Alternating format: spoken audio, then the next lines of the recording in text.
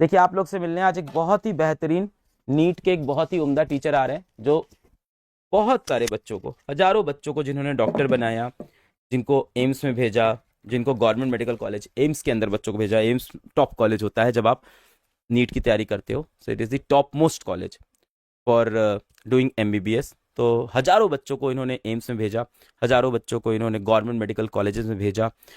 हर साल भारत में लगभग लगभग आप पकड़ लो 40,000 बच्चे ऐसे होते हैं जो गवर्नमेंट कॉलेजेस से एमबीबीएस करते हैं। आप लोगों को फ्यूचर के लिए बता रहा हूँ और आपको इसलिए मिलवा भी रहा हूँ ऐसे टीचरों से। आप में से कुछ बच्चे फ्यूचर में नीट की तैयारी करेंगे, कुछ बच्चे आईटी की करेंगे।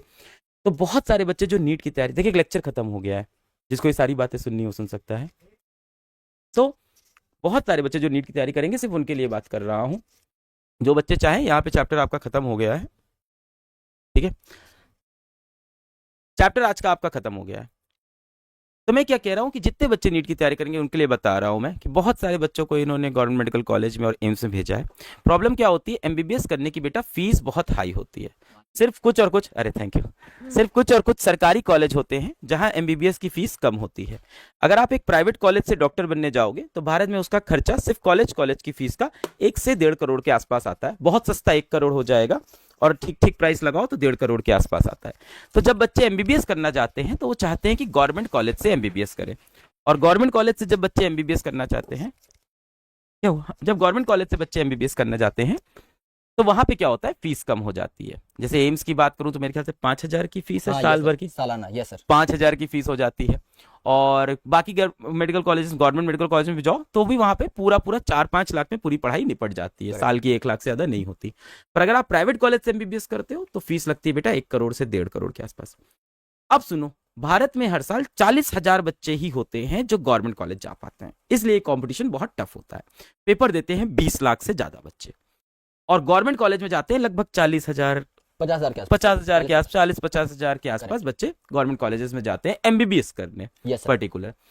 उसके बाद फिर प्राइवेट कॉलेजेस की लिस्ट आ जाती है जहां पे हम जैसे, आप जैसे यहाँ जिन घरों से हम लोग आते हैं, जाना बहुत मुश्किल है 1-1.5 करोड़ में। कोई ऐसा नहीं कि खराब है प्राइवेट कॉलेजेस, कुछ बहुत अच्छे भी हैं, बट इतना पैसा होना बहुत टफ है कि 1-1.5 करोड़ लगा पाए। इसीलिए ज्यादातर बच्चे चाहते हैं गवर्नमेंट कॉलेज में जाएं। ऐसे बच्चे जो अपने माँ बाप का 1-1.5 करोड़ बचा के डॉक्टर बनना चाहते हैं, उन बच्चों के लिए होता है एम्स या गवर्नमेंट मेडिकल कॉलेज। और ऐसे बच्चों को नीट में बहुत अच्छे स्कोर लाने होते हैं। नीट एग्जाम होता है, 2 साल की तैयारी करनी होती है और बेहतरीन तैयारी करके रिजल्ट आ जाता है। अगर आप एक एवरेज या बिलो एवरेज बच्चे भी हो तो हमारे जितने भी टीचर्स हैं, जैसे विपिन भैया हैं, विपू सर है आपके, ये लोग ऐसे पढ़ाते हैं कि एक एवरेज बच्चा किस तरह से नीट का एग्जाम निकाले। विपिन सर, अब आप कुछ बताना चाहते हैं? सर सबसे पहले तो आपका डिनर।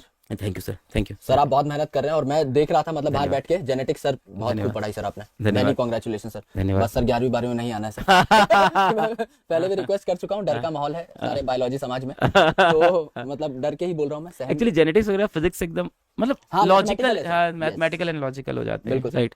और बच्चा काफी अच्छा है सर। इस बार तो 10th का बैच लिया भी था मैंने, तो मतलब बच्चा हमारे पास बहुत बहुत प्यारा आया है। और बस इतना ही है कि पढ़ते रहो और नीट हम लोग निकलवा देंगे। मतलब बहुत ऑब्वियस है कि हर साल हम लोग इतने बच्चों को ट्रेन करते हैं सर। अर्जुना में पढ़ाते हैं, लक्ष्य में पढ़ाते हैं, यकीन में पढ़ाते हैं। अब एक आदत सी हो गई है कि किस प्रकार से बच्चों को कंटेंट दिया जाए कि वो पहली बार में इम्बाइब कर ले जाए और पहली बार में उनका सिलेक्शन हो जाए। तो दिस इज वेरी सर्टेन कि अगर आप अर्ली तैयारी करना स्टार्ट करते हैं, वो जो फर्स्ट मोर एडवांटेज है वो बहुत बड़ी चीज होती है। मतलब जब तक लोग सर चप्पल पहनते हैं ना, तब तक भाग चुके होते हैं। अगर ये 2 महीने पहले भी तैयारी स्टार्ट कर देते हैं, बाकी लोगों के चक्कर में इनको बहुत एज मिल जाएगी। तो it is important to start at day 1। चाहे आप बहुत स्लो तैयारी स्टार्ट करें, लेकिन वो कंसिस्टेंसी, वो हैबिट बिल्डिंग आप पहले से अगर शुरू कर देंगे ना, तो आपके लिए बहुत अच्छा रहेगा। तो जैसे ही आपके पेपर खत्म हो, प्लीज मेक श्योर कि कहीं ना कहीं आप अपने नीट को लेकर सीरियस हो जाएं या जेई को लेकर सीरियस हो जाएं। जहां भी आप इंजीनियर बनना चाहते हैं, डॉक्टर बनना चाहते हैं, जो भी आप करना चाहते हैं लाइफ में, अपनी गोल सेटिंग डे 1 पे प्रायोरिटाइज कर लीजिए कि मेरे को लाइफ में ये बनना है, दिस इज माई एम, और उसके प्रति काम करना स्टार्ट कर दीजिए। तो मामला सेट हो जाएगा सर बहुत जल्दी। सर बहुत सारे बच्चे होंगे जिसमें, इसमें से जिनकी 10th की साइंस इतनी अच्छी नहीं होगी, जी हो सर। सकता हो मैथ्स भी अच्छी नहीं हो, कोशिश कर रहे हैं, हो सकता हो अभी बोर्ड तक अच्छे नंबर ले भी आए, जी सर। हो सकता हो कॉन्सेप्चुअली अपना पढ़ पाए, लास्ट मोमेंट बचा हो सकता हो रट वट के भी नंबर ले आए। करेक्ट। ऐसे बच्चे 11th में आएंगे, क्या इनको डॉक्टर बनाने में आप क्या कर सकते बिल्कुल हो? सर, एकदम एब्सोल्यूट स्क्रैच से हम लोग स्टार्ट करते हैं और सच में आपको मजा आ जाएगा। मतलब ये, मतलब मुझे लगता है कि कहने में भी बहुत अजीब लग रहा है मुझे, but when you will come to the class आपको आइडिया लगेगा कि जो टीचर्स पढ़ाते हैं वो एकदम जीरो लेवल से स्टार्ट करते हैं। और जीरो का मतलब यहाँ पे जीरो ही है। हम ये मान के चलेंगे कि आपको कुछ भी नहीं आता, आपको एकदम मतलब कि बायोलॉजी का कोई ज्ञान नहीं है, फिजिक्स केमिस्ट्री का कोई ज्ञान नहीं है, हम आपको एबीसीडी लेवल से एकदम पिक करके ले चलेंगे, तो आपको मजा बहुत आने वाला है। ये जर्नी टफ है सर, और अचानक से 10वीं से 11वीं का जो ट्रांजिशन है ये बहुत बड़ा जंप है। तो हम लोग इस चीज को मद्देनजर रखते हुए कोशिश करेंगे कि आपके लिए ना सच में ही चीजें बहुत इस बहुत बहुत आदमी की आसान रखें। चेहरे और हाइट पे मत जाना, देखने में थोड़ा यंग लगते हैं।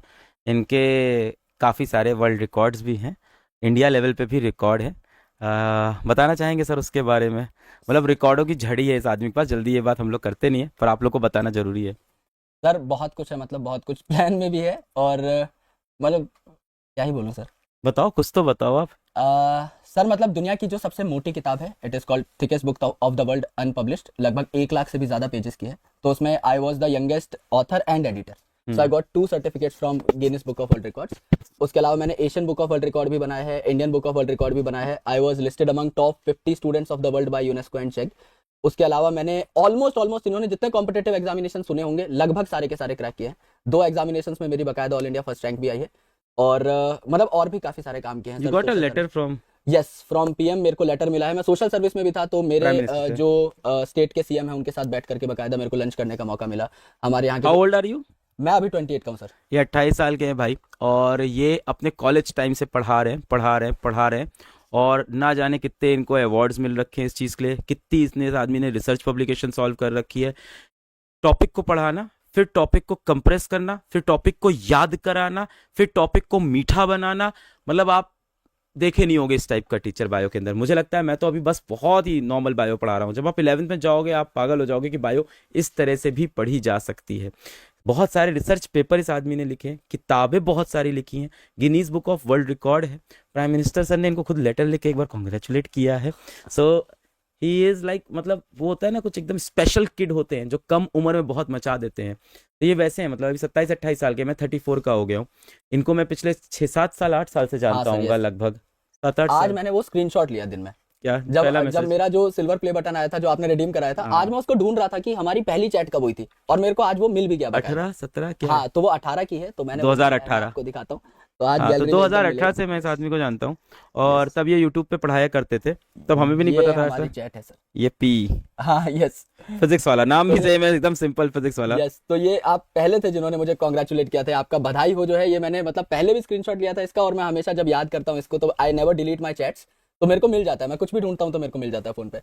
तो आई वॉज ओवरवेल्म्ड कि मेरे को ऐसे मतलब अच्छा लगा आज, तो मैं ढूंढ रहा था वाह, इसको। सैलरी की क्या बात हो रही है? तब तक कुछ था नहीं। तब हम एडसेंस की बात किया करते हैं सर। अच्छा, एडसेंस की AdSense की, सैलरी तो कह रहे हम आई सर सैलरी, मैं सोच रहा हूँ सैलरी तब क्या थी। इसके नीचे का और खतरनाक है सर। क्या? नहीं, ज्यादा खतरनाक नहीं दिखाना है।